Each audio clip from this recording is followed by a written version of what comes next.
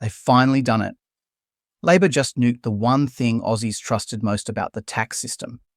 You don't pay tax on money you haven't made. But now they want you to fork out your hard-earned cash on imaginary profits. That's right. Unrealized gains. The latest cash grab from Canberra that's got the political class frothing, and the rest of us ready to chuck a shoe at the telly. Before we dive into this unrealized gains tax disaster, where Chalmers channels Swan, Treasury fumbles the bag, and even Phil Lowe and Ken Henry are sounding the alarms, smash that like button like you're deleting your unrealized profits before the taxman shows up. Subscribe if you're done with government cash grabs disguised as reform. And grab the Promise Never Delivered Truth shirt. Links in the description. You ever heard of being taxed for money you don't have? Nah. Well, buckle up, mate, because that's exactly what Jim Chalmers and the Labor gang are trying to push through. It's like selling your house, never handing over the keys, but still being hit with a stamp duty bill because someone reckons the value might have gone up. Doesn't matter if you're not selling. Doesn't matter if you've got no dough in the bank.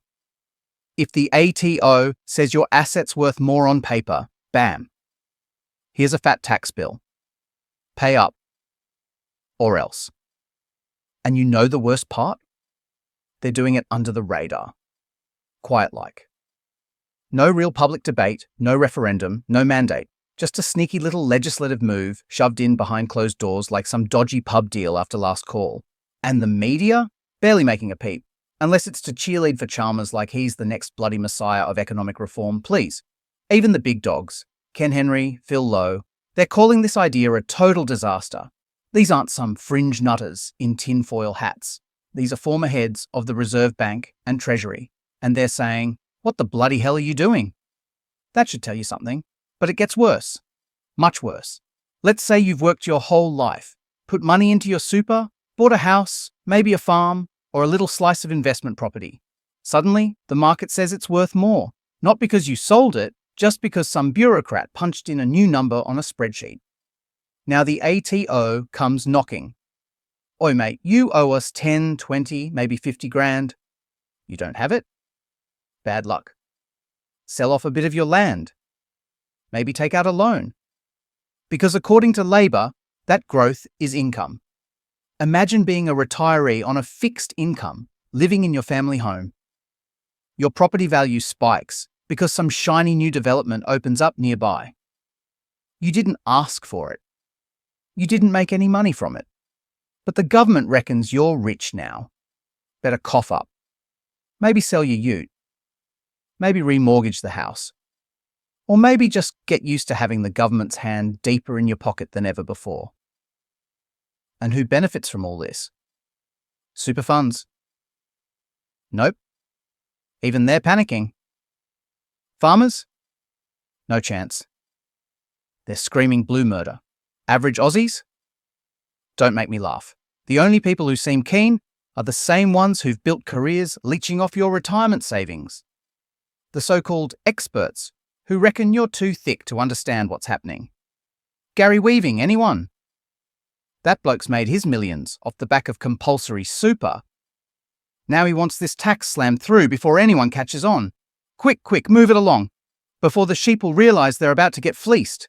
Mate, if this doesn't make your blood boil, you're not paying attention. This isn't just a policy blunder, it's an ideological battering ram, a backdoor way to transform how tax works in this country. For over a century, Australia taxed real income, real sales, real transactions. Now, they want to flip the whole thing on its head and tax phantoms, paper profits, make-believe numbers. They're treating your spreadsheet like a piggy bank. And who's pushing this? Jim bloody Chalmers. A man who, let's be honest, couldn't argue his way out of a wet paper bag without a press release and a focus group. His mentor was Wayne Swan. Yeah, that Wayne Swan, the one who nearly tanked the economy with the mining tax. And now Jim wants his own legacy. Only problem is, this one could make Swan's stuff up look like a minor hiccup. You know it's bad when even Treasury insiders are spilling their guts.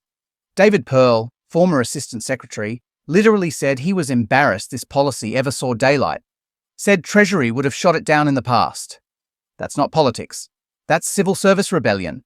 When the boffins in the back office start sounding the alarm, you know the ship's about to hit the rocks. But of course, Labor doesn't care. They've got their eyes on the long game. More tax, more control, more power. And they think you're too dumb, too distracted, too docile to notice. They'll throw in some focus-tested slogans, a couple of cute lines about equity and fairness, and boom, you're toast. And by the time you realize what's happened, it'll be too late. And don't think the coalition's going to save you either. They're too busy stabbing each other in the back, playing musical chairs with the leadership and letting one nation chew away at their base like termites at a shack. It's chaos. Total circus. Meanwhile, Australians are getting sold out by both sides. Again, this isn't politics as usual. This is a full-blown economic heist dressed up in woke buzzwords and sneaky footnotes. And if you don't stand up now, if you don't start asking the hard questions, then you better get used to watching your future disappear faster than a schooner on a summer's day. So what can you do? Simple. Make noise. Ask your MP if they support this madness. Share this video before it mysteriously disappears from your feed. Smash that like button like you're smashing a dodgy tax bill into the shredder. Subscribe if you're done with politicians treating you like a mug, and leave a comment. Are you ready to see them out, or are we just going to let them walk all over us again? Oh, and don't forget, the merch is up.